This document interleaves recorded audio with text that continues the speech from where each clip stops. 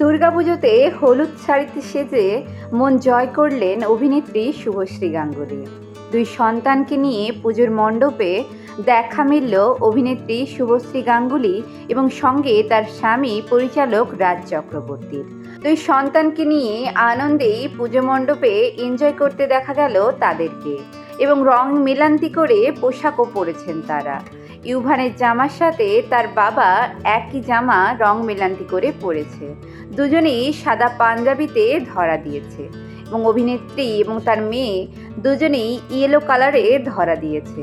অভিনেত্রী পরেছে খুব সুন্দর একটা শাড়ি, মেয়ে ইয়ালিনীকেও খুব সুন্দর একটি হলুদ রঙের পোশাকে দেখা গিয়েছে এবং তারা প্রচণ্ড আনন্দ করছে তা বোঝাই যাচ্ছে এই ছবিগুলোর মাধ্যমে।